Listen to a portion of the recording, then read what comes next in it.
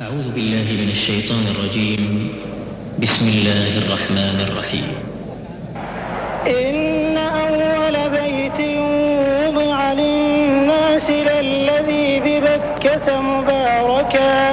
مباركا وهدى للعالمين فيه آيات بينات مقام إبراهيم ومن دخله كان آمنا. بے شک سب سے پہلی عبادت گاہ جو انسانوں کے لیے تعمیر ہوئی وہ وہی ہے جو مکے میں واقع ہے. اس کو خیر و برکت دی گئی اور تمام جہان والوں کے لیے مرکز ہدایت بنایا گیا. اس میں کھلی ہوئی نشانیاں ہیں. ابراہیم کا مقام عبادت ہے اور اس کا حال یہ ہے کہ جو اس میں داخل ہوا مامون ہو گیا. سورہ آل عمران آیت نمبر 96 اور 97 میں مکہ مکرمہ اسلامی شان و شوکت اور سطوت کا مظہر ہے اور اللہ کا پہلا گھر کعبہ اس کے جاہ و جلال اور فضل و کرم کا مرکز ہے. نماز کے وقت تمام دنیا کے مسلمان کعبے کی طرف منہ کر کے نماز ادا کرتے ہیں. 4 دانگ عالم میں یہی وہ جگہ ہے جہاں تقریباً 20 لاکھ مسلمان حج کے لیے ہر سال جمع ہوتے ہیں. مکہ شہر کو قرآن کریم میں ام القریٰ کہا گیا ہے. ارشاد باری تعالی ہے یہ قرآن عربی ہم نے تمہاری طرف وحی کیا ہے تاکہ تم بستیوں کے مرکز شہر مکہ اور اس کے گرد و پیش رہنے والوں کو خبردار کر دو. حضرت ابراہیم علیہ السلام اللہ کے حکم سے جب اپنی بیوی ہاجرہ اور ننھے اسماعیل کو مکہ کی بے آب و گیا وادی میں چھوڑ کر جانے لگے تو آپ نے جاتے وقت یہ دعا فرمائی تھی جس کا ذکر سورہ ابراہیم کی 37ویں آیت میں ملتا ہے. ارشاد باری تعالی ہے ربنا انی اسکنت من ذریتی بواد غیر ذی زرع عند بیتک المحرم ربنا لیقیموا الصلاة فاجعل افئدة من الناس تهوی الیہم وارزقهم من الثمرات لعلهم یشکرون. پروردگار میں نے ایک بے آب و گیا وادی میں اپنی اولاد کے ایک حصے کو تیرے محترم گھر کے پاس لا بسایا ہے. پروردگار یہ میں نے اس لیے کیا ہے کہ یہ لوگ یہاں نماز قائم کریں، لہٰذا تو لوگوں کو ان کا مشتاق بنا اور انہیں کھانے کو پھل دے، شاید کہ یہ شکر گزار بنی. یہ اسی دعا کی برکت ہے کہ پہلے سارا عرب مکے کی طرف حج اور عمرے کے لیے کھچ کر آتا تھا اور اب دنیا بھر کے لوگ کھچ کھچ کر وہاں جاتے ہیں. پھر یہ بھی اسی دعا کی برکت ہے کہ ہر زمانے میں ہر طرح کے پھل، غلے اور دوسرے سامان رزق وہاں پہنچتے رہتے ہیں. حالانکہ اس وادی غیر ذی زرع میں جانوروں کے لیے چارہ تک پیدا نہیں ہو سکتا. تاریخ کعبہ. کعبے کی تعمیر کے سلسلے میں مختلف روایات ہیں. کعبے کو سب سے پہلے فرشتوں نے تعمیر کیا، اس کے بعد حضرت آدم علیہ السلام نے تعمیر کیا، ان کے بعد ان کے بیٹے حضرت شیس علیہ السلام نے، اور پھر حضرت ابراہیم علیہ السلام نے اپنے بیٹے حضرت اسماعیل علیہ السلام کے ساتھ اثر نو اس کو تعمیر کیا. اس تعمیر کا ذکر تو خود قرآن مجید نے کیا ہے. اس کا ذکر سورہ بقرہ کی آیت نمبر 127 میں ملتا ہے. وَإِذْ يَرْفَعُ إِبْرَاهِيمُ الْقَوَاعِدَ مِنَ الْبَيْتِ وَإِسْمَاعِيلُ رَبَّنَا تَقَبَّلْ مِنَّا إِنَّكَ أَنْتَ السَّمِيعُ الْعَلِيمُ. اور یاد کرو ابراہیم اور اسماعیل جب اس گھر کی دیواریں اٹھا رہے تھے تو دعا کرتے جاتے تھے اے ہمارے رب ہم سے یہ خدمت قبول فرما لے، تو سب کی سننے اور سب کچھ جاننے والا ہے. حضرت ابراہیم علیہ السلام کے زمانے میں کعبے کے ابتدائی آثار تو مٹ چکے تھے، مگر فرشتوں نے حضرت ابراہیم علیہ السلام کو وہ مقام بتا دیا تھا جہاں تعمیر ہوئی تھی. ہزاروں سال کے حوادث نے عرصہ ہوا اس کو بے نشان کر دیا تھا. البتہ اب بھی وہ ایک ٹیلا یا ابھری ہوئی زمین کی شکل میں موجود تھا. انہوں نے حضرت اسماعیل علیہ السلام کی مدد سے اس کو کھودنا شروع کیا تو سابقہ تعمیر کی بنیادیں نظر آنے لگیں. انہی بنیادوں پر اثر نو بیت اللہ کی تعمیر کی گئی. مگر قرآن حکیم نے کعبۃ اللہ کی تعمیر کا معاملہ حضرت ابراہیم علیہ السلام سے شروع کیا ہے اور اس سے پہلے کی حالت کا کوئی تذکرہ نہیں کیا ہے. اس کا ذکر سورہ حج کی آیت نمبر 26 اور 27 میں ملتا ہے. وَإِذْ بَوَّأْنَا لِإِبْرَاهِيمَ مَكَانَ الْبَيْتِ أَلَّا تُشْرِكْ بِي شَيْئًا وَطَهِّرْ بَيْتِيَ لِلطَّائِفِينَ وَالْقَائِمِينَ وَالرُّكَّعِ السُّجُودِ وَأَذِّن فِي النَّاسِ بِالْحَجِّ يَأْتُوكَ رِجَالًا وَعَلَىٰ كُلِّ ضَامِرٍ يَأْتِينَ مِن كُلِّ فَجٍّ عَمِيقٍ. یاد کرو وہ وقت جب کہ ہم نے ابراہیم کے لیے اس گھر خانہ کعبہ کی جگہ تجویز کی تھی اس ہدایت کے ساتھ کہ میرے ساتھ کسی چیز کو شریک نہ کرو اور میرے گھر کو طواف کرنے والوں اور قیام و رکوع و سجود کرنے والوں کے لیے پاک رکھو اور لوگوں کو حج کے لیے اذن عام دے دو کہ وہ تمہارے پاس ہر دور دراز مقام سے پیدل اور دبلے پتلے اونٹوں پر سوار آئیں. حضرت ابراہیم علیہ السلام جد الانبیاء تھے. حضور اکرم صلی اللہ علیہ وآلہ وسلم کو بھی آپ ہی کی ملت کی پیروی کا حکم دیا گیا تھا. حضرت ابراہیم علیہ السلام دین اسلام ہی کے داعی تھے. سن 570 عیسوی یا 571 عیسوی میں جب یمن کا حاکم ابرہہ کعبے کو ڈھانے کے لیے مکہ پر حملہ آور ہوا تو اللہ تعالیٰ نے اپنے گھر کی حفاظت خود فرمائی اور اس کی فوج کو نیست و نابود کر دیا. اس کا ذکر قرآن کریم کی سورہ فیل میں ملتا ہے. أَلَمْ تَرَ كَيْفَ فَعَلَ رَبُّكَ بِأَصْحَابِ الْفِيلِ أَلَمْ يَجْعَلْ كَيْدَهُمْ فِي تَضْلِيلٍ وَأَرْسَلَ عَلَيْهِمْ طَيْرًا أَبَابِيلَ تَرْمِيهِمْ بِحِجَارَةٍ مِّن سِجِّيلٍ فَجَعَلَهُمْ كَعَصْفٍ مَّأْكُولٍ. تم نے دیکھا نہیں کہ تمہارے رب نے ہاتھی والوں کے ساتھ کیا کیا؟ کیا اس نے ان کی تدبیر کو اکارت نہیں کر دیا اور ان پر پرندوں کے جھنڈ بھیج دیے جو ان پر پکی ہوئی مٹی کے پتھر پھینک رہے تھے. پھر ان کا یہ حال کر دیا جیسے جانوروں کا کھایا ہوا بھوسا. جس سال یہ واقعہ پیش آیا اہل عرب اسے عام الفیل کہتے ہیں. اسی سال حضور اکرم صلی اللہ علیہ وآلہ وسلم کی ولادت مبارکہ ہوئی. آپ صلی اللہ علیہ وآلہ وسلم جس زمانے میں پیدا ہوئے مکہ بت پرستی کا مرکز تھا. خود کعبے میں 360 بت رکھے ہوئے تھے. دیگر رسوم جاہلیت بھی عام تھیں. لوگ اریاں ہو کر کعبے کا طواف کرتے تھے.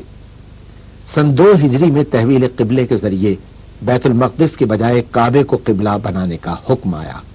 اس وقت سے لے کر آج تک بلکہ قیامت تک مسلمان اسی رخ منہ کر کے نماز پڑھتے رہیں گے انشاءاللہ. تحویل قبلہ کا ذکر سورہ بقرہ کی 144ویں آیت میں ملتا ہے. قد نرى تقلب وجهك في السماء فلنولينك قبلة ترضاها فول وجهك شطر المسجد الحرام وحيث ما كنتم فولوا وجوهكم شطره. یہ تمہارے منہ کا بار بار آسمان کی طرف اٹھنا ہم دیکھ رہے ہیں. لو ہم اسی قبلے کی طرف تمہیں پھیرے دیتے ہیں جسے تم پسند کرتے ہو. مسجد حرام کی طرف رخ پھیر دو. اب جہاں کہیں تم ہو اسی کی طرف منہ کر کے نماز پڑھا کرو. کعبۃ اللہ تمام دنیا کے مسلمانوں کا قبلہ ہے جدھر رخ کر کے وہ نماز ادا کرتے ہیں. یہ امت مسلمہ کی وحدت کی علامت ہے. ہر مسلمان خواہ دنیا میں کہیں بھی ہو نماز کے لیے کعبۃ اللہ کی طرف رخ کرتا ہے. اس کا ذکر قرآن کریم کی سورہ بقرہ کی آیت نمبر 149 اور 150 میں ملتا ہے. ومن حيث خرجت فول الحرام وإنه للحق من ربك وما الله بغافل عما تعملون ومن حيث خرجت فول وجهك شطر المسجد الحرام وحيث ما كنتم فولوا وجوهكم شطره لئلا يكون للناس عليكم حجة إلا الذين ظلموا منهم.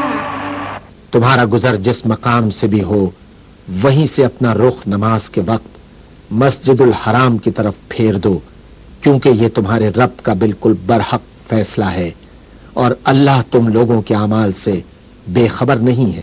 اور جہاں سے بھی تمہارا گزر ہو اپنا رخ مسجد الحرام ہی کی طرف پھیرا کرو، اور جہاں بھی تم ہو اسی کی طرف منہ کر کے نماز پڑھو، تاکہ لوگوں کو تمہارے خلاف کوئی حجت نہ ملے. مسجد حرام کے معنی ہے حرمت اور عزت والی مسجد. اس سے مراد وہ عبادت گاہ ہے جس کے وسط میں خانہ کعبہ واقع ہے. صفا و مروہ. صفا و مروہ دراصل دو پہاڑیاں تھیں جن کی چوٹیاں مسجد الحرام کے شمالی حصے میں واقع تھیں. اس کے قریب ہی وہ جگہ تھی جہاں حضرت ابراہیم علیہ السلام اللہ تعالیٰ کے حکم کی تعمیل میں اپنی نیک بی بی حضرت ہاجرہ اور اپنے فرزند حضرت اسماعیل علیہ السلام کو چھوڑ گئے تھے. پانی کی تلاش میں حضرت ہاجرہ نے صفا و مروہ کے درمیان 7 چکر لگائے تھے. ان پہاڑیوں کا درمیانی حصہ نشیب میں تھا، لہذا بی بی ہاجرہ ننھے اسماعیل کی نظر سے اوجھل ہو جانے کے سبب اس جگہ سے دوڑ کر گزرتی تھیں.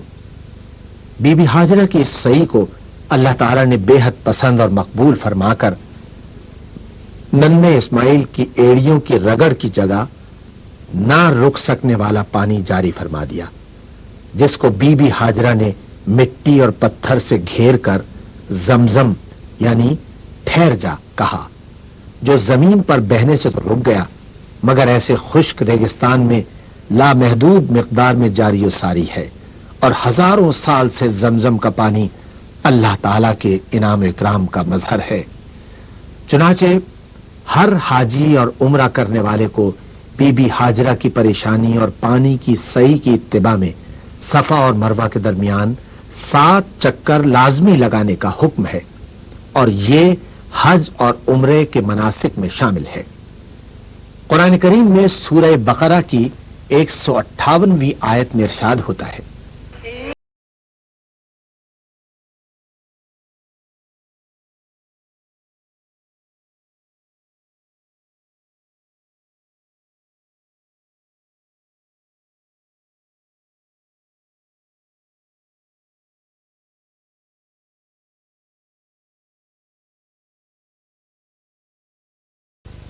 یقیناً صفا اور مروہ اللہ تعالیٰ کی نشانیوں میں سے ہیں، لہذا جو شخص بیت اللہ کا حج یا عمرہ کرے اس کے لیے کوئی گناہ کی بات نہیں کہ وہ ان دونوں پہاڑیوں کے درمیان سعی کر لے.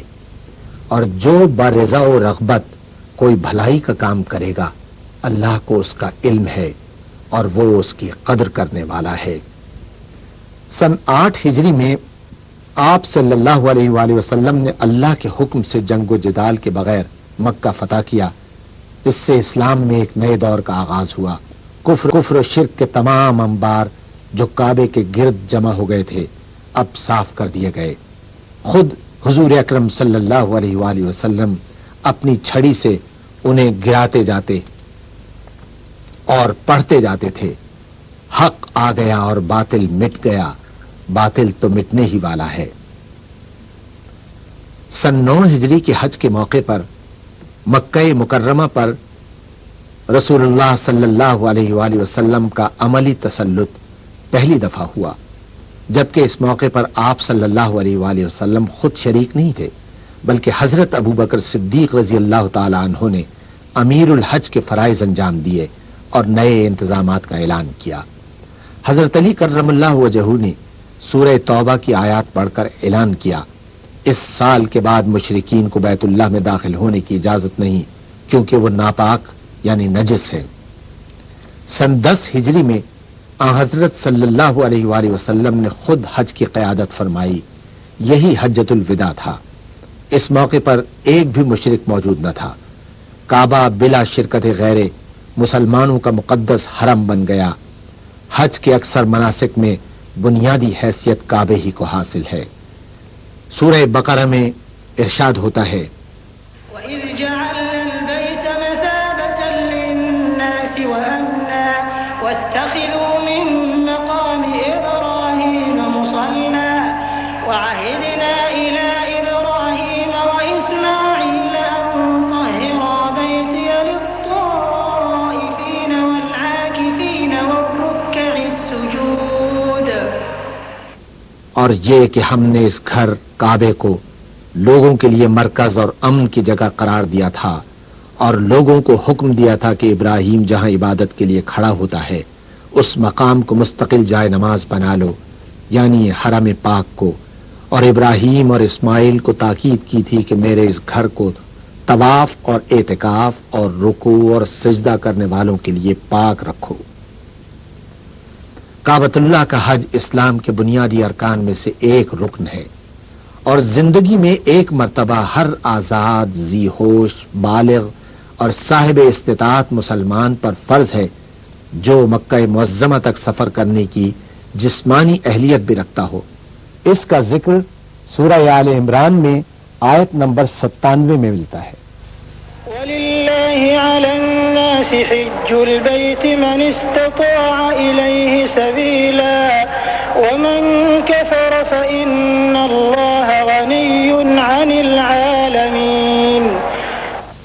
لوگوں پر اللہ کا یہ حق ہے کہ جو اس گھر تک پہنچنے کی استطاعت رکھتا ہو وہ اس کا حج کرے، اور جو کوئی اس حکم کی پیروی سے انکار کرے تو اسے معلوم ہو جانا چاہیے کہ اللہ تمام دنیا والوں سے بے نیاز ہے. حج ہر مسلمان کی تمنا اور زندگی کا بلند ترین نصب العین ہے. رسول اکرم صلی اللہ علیہ وآلہ وسلم نے باوجود استطاعت کے حج نہ کرنے والوں کے حق میں ارشاد فرمایا، جو شخص زاد راہ اور سواری رکھتا ہو جس سے بیت اللہ تک پہنچ سکے اور پھر بھی حج نہ کرے تو اس کا اس حالت میں مرنا یہودی یا عیسائی ہو کر مرنا برابر ہے.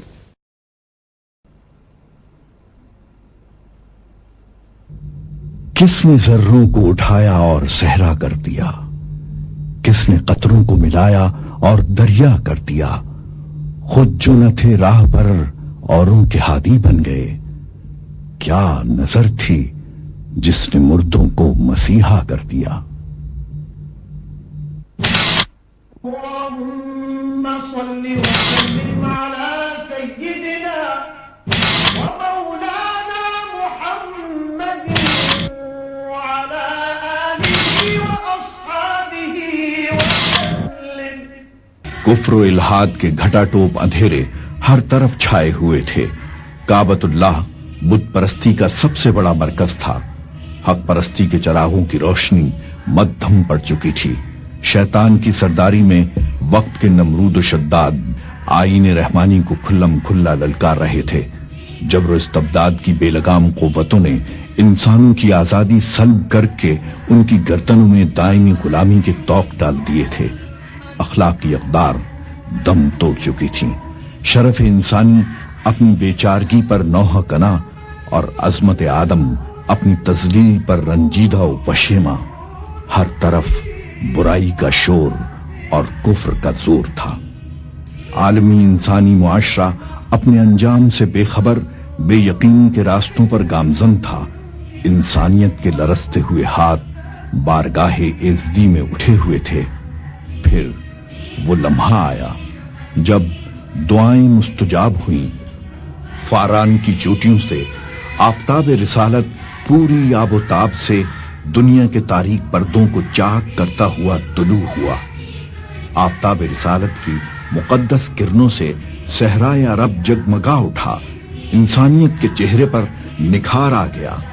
آدمیت نے سکھ کا سانس لیا.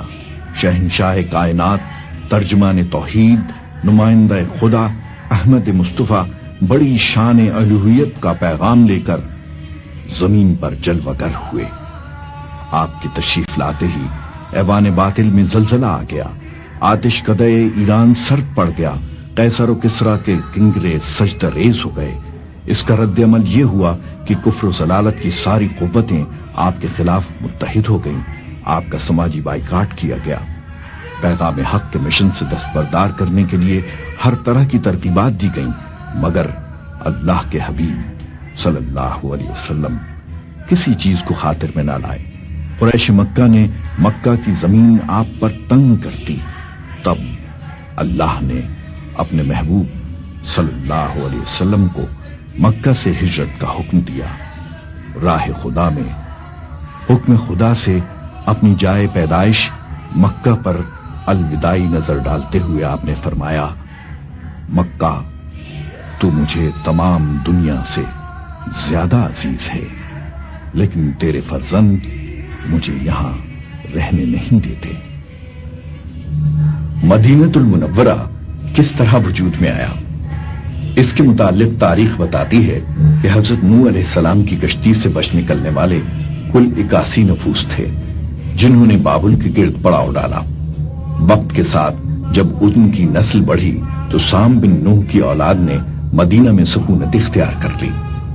اس سرزمین میں باغبانی اور کاشتکاری کرنے والے یہی لوگ تھے، وہی بعد میں عمالقہ اور عمالیق کہلائے، کیونکہ یہ لوگ عمالق بن ارفخشا بن سام بن نوح کی اولاد میں سے تھے۔ عمالیق کو بہت عروج حاصل ہوا، حجاز سے لے کر شام و مصر تک ان کی حکمرانی تھی۔ عمالیق کے بعد جن لوگوں نے یہاں قدم جمائے وہ یہود تھے۔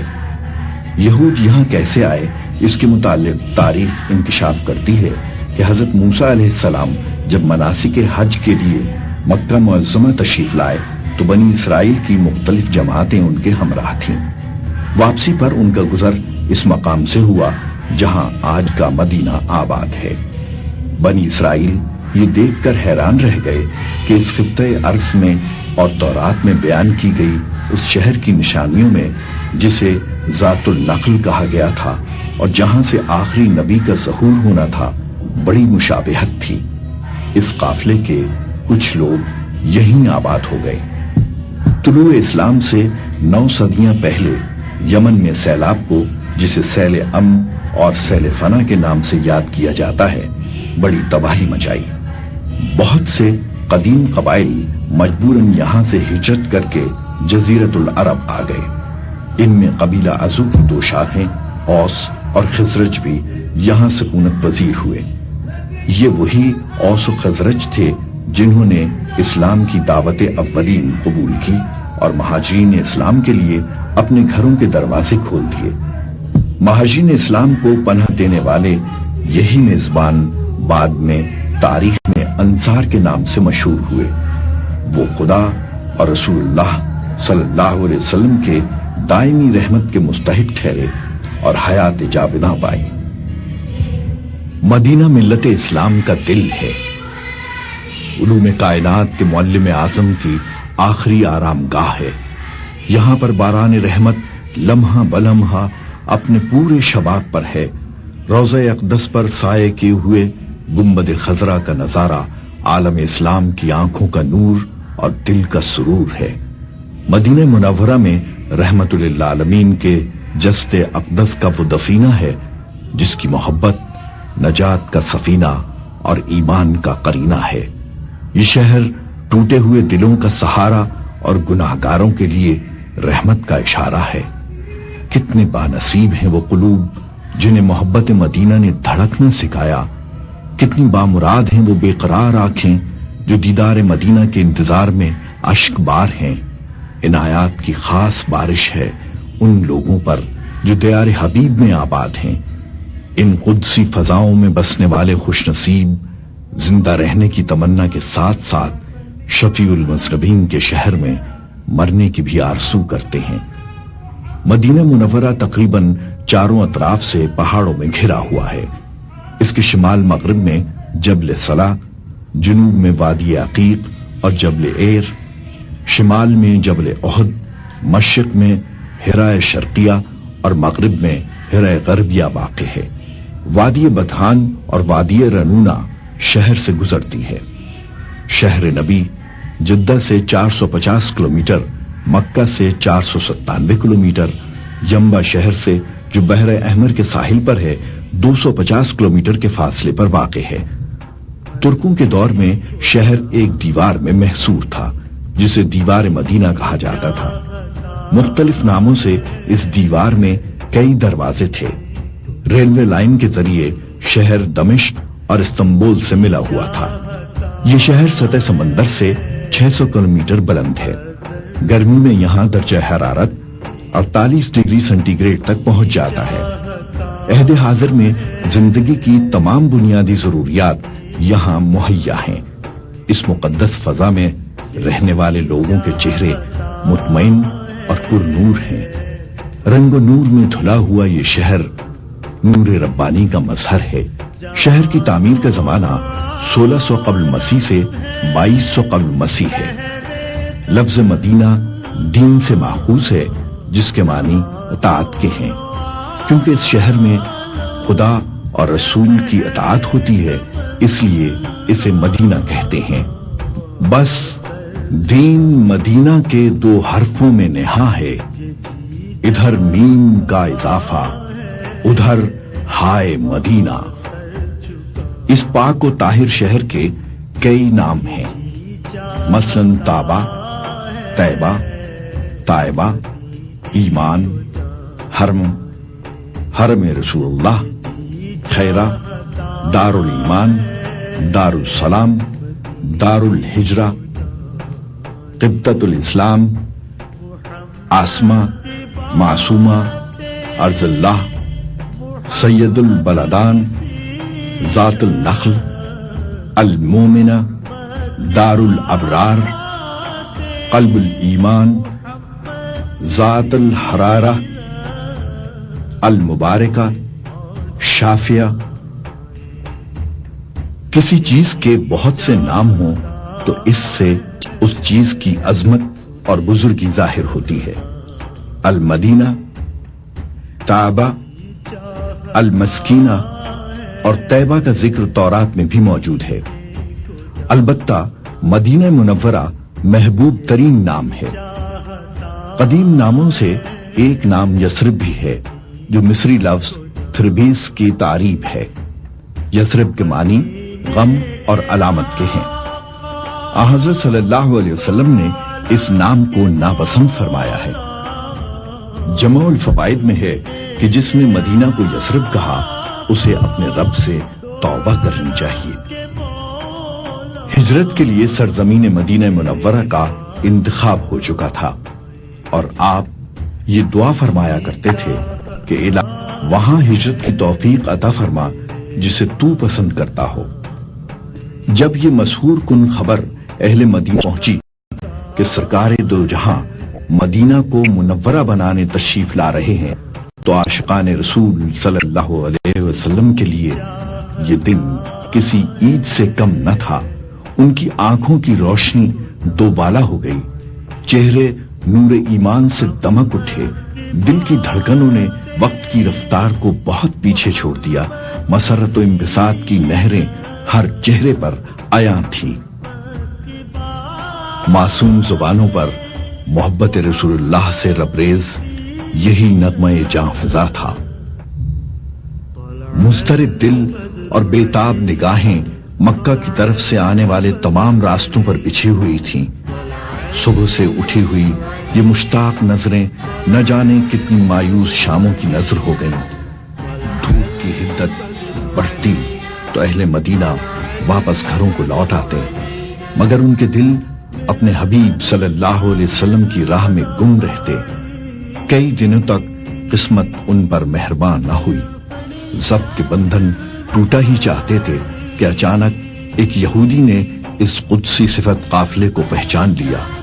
وہ پکار اٹھا، اہل عرب لو، تمہیں جن کا انتظار تھا وہ شاہ دو عالم آ گئے۔ اہل مدینہ کیف و سرور سے جھوم اٹھے۔ تاجدار کائنات کے استقبال کے لیے اہل مدینہ ہتھیار سجائے اپنے گھروں سے نکل آئے اور راستوں پر دوڑ پڑے۔ انتظار کی گھڑیاں ختم ہو چکی تھیں۔ سرکار دو عالم صلی اللہ علیہ وسلم اہل مدینہ کے درمیان تھے۔ وفور جذبات سے ان کی آنکھیں اشک بار تھیں اور ہونٹ وقف تشکر تھے۔ افق مدینہ آفتاب رسالت کی کرنوں سے جگمگا رہا تھا اور اہل محبت کے عقیدت بھرے دلوں کو منور کر رہا تھا۔ بچوں تک میں مسرت کی لہر دوڑ گئی تھی۔ مدینہ سے 3 میل دور جس بستی میں آپ نے قیام فرمایا اسے قبا یا عالیہ کہتے ہیں۔ یوں تو ہر کوئی اللہ کے رسول کا میزبان بننا چاہتا تھا، مگر یہ شرف عمر بن عوف کے خاندان کا مقدر ہوا، جس کے سربراہ کلثوم بن حدم تھے۔ آپ دوشنبہ 12 ربیع الاول سن 1 ہجری میں قبا تشریف فرما ہوئے۔ 14 دن تک آپ نے قبا میں قیام فرمایا۔ بعض روایات میں 1 ہفتے سے کم کا بھی ذکر ہے۔ قیام قبا کے دوران آپ نے مسجد قبا کی تاسیس فرمائی، جو تاریخ اسلام کی پہلی مسجد ہے۔ آپ نے بنفس نفیس صحابہ کرام رضی اللہ تعالی عنہما کے ساتھ مسجد کی تعمیر میں حصہ لیا اور قیام قبا کے دوران آپ اسی مسجد میں نماز پڑھاتے رہے۔ آنے والے دنوں کی تاریخ رقم ہو رہی تھی۔ آپ کے نقش قدم روشن منزلوں کے جگمگاتے سنگ میل بن گئے۔ قبا میں قیام کے دوران وہ تاریخی لمحہ بھی آیا جب آپ نے سفر مدینہ کا عزم فرمایا۔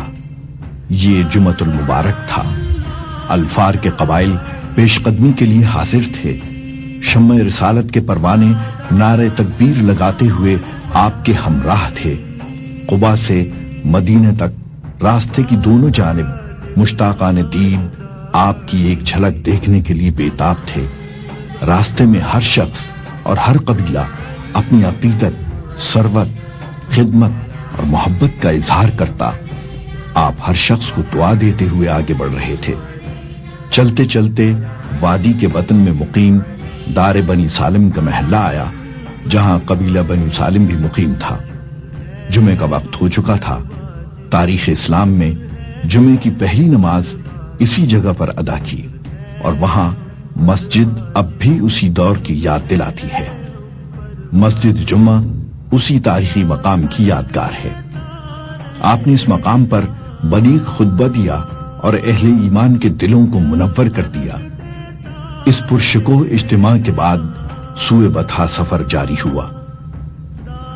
راستے بھر رخ انوار کی زیارت کے لیے ہر ایک نظر بے چین تھی۔ دار بنو سعدہ اور دار بنو حارث میں آپ کا فقید المثال استقبال کیا گیا۔ جس نے بھی حضور کو ٹھہرانے کے لیے التجا کی، آپ کا ایک ہی جواب تھا، میری ناقہ من جانب اللہ معمور ہے، جہاں حکم خداوندی ہوگا وہیں ٹھہرے گی۔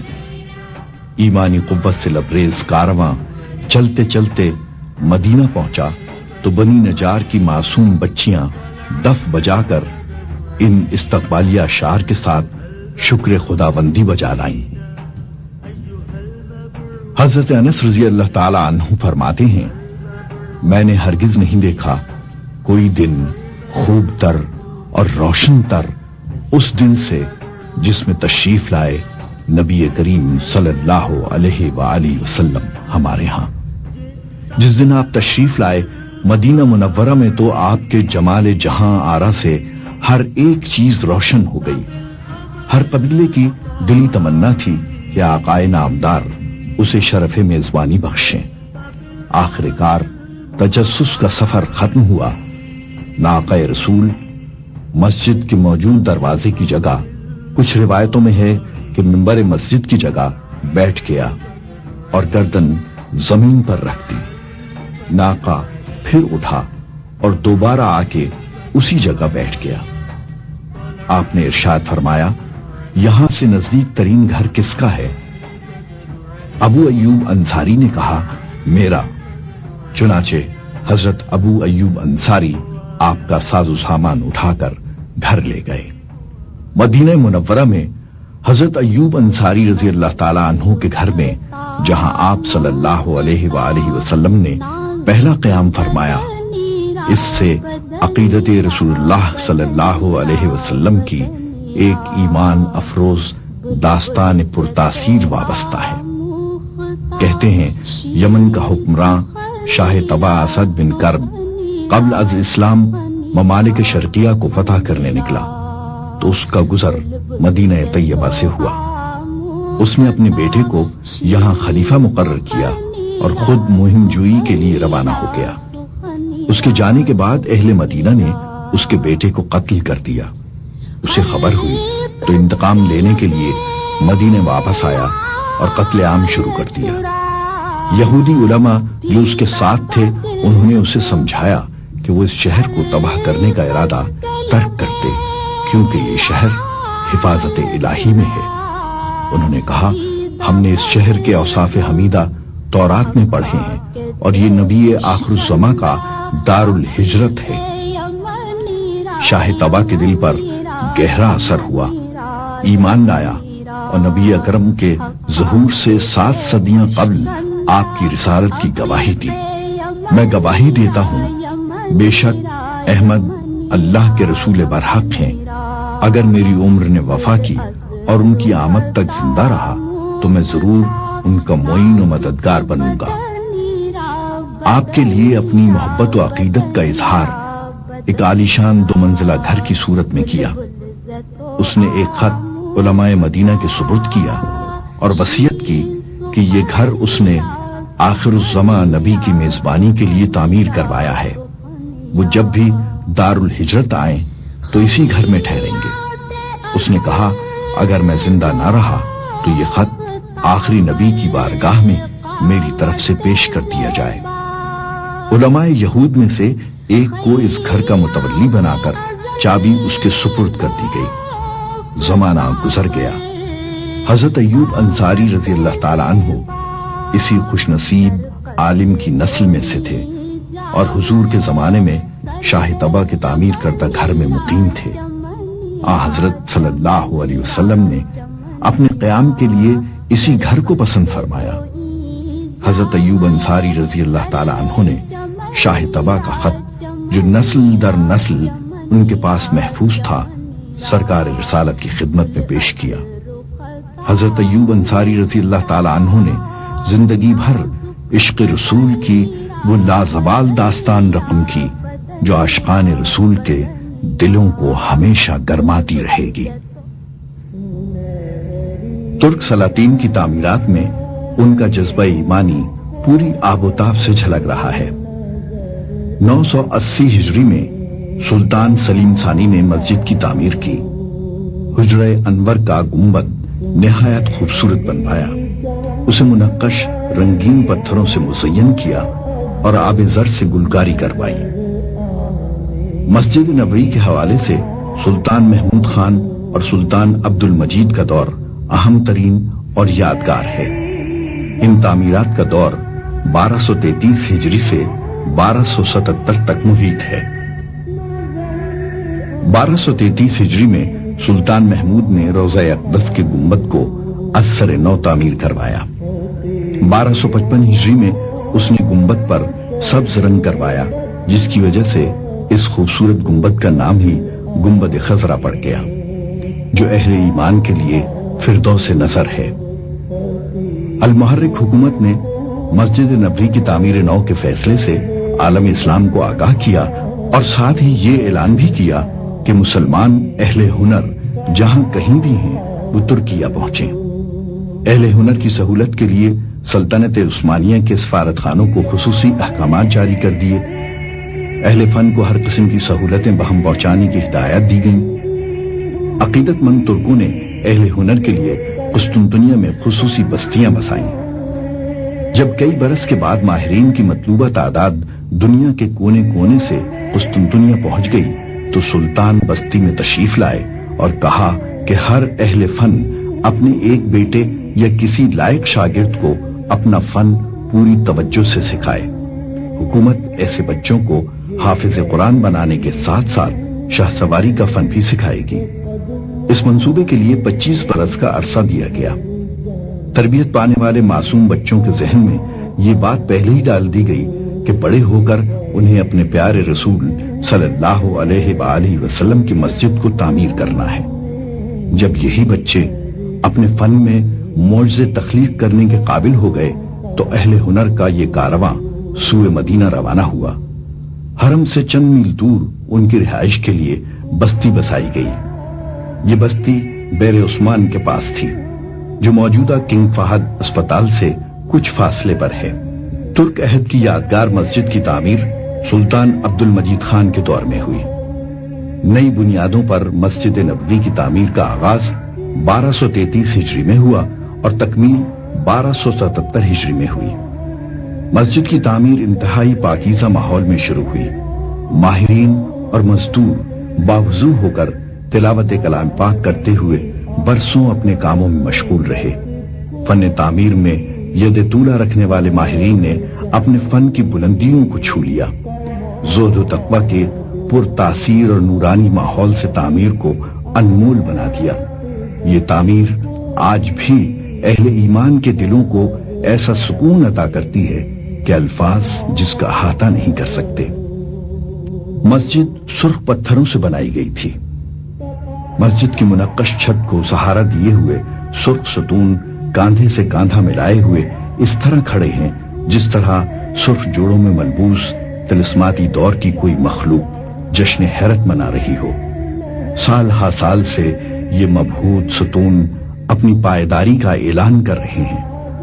سرخ ستونوں کے اوپر والے حصے پر سنہری رنگت کی جھالریں خوبصورتی میں مزید اضافہ کرتی ہیں۔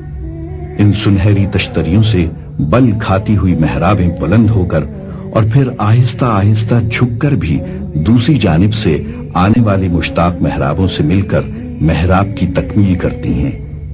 ان محرابوں پر نظر پڑتی ہے تو دیدہ زیب چھتیں انسانی نظر کو اپنی جانب متوجہ کر لیتی ہیں۔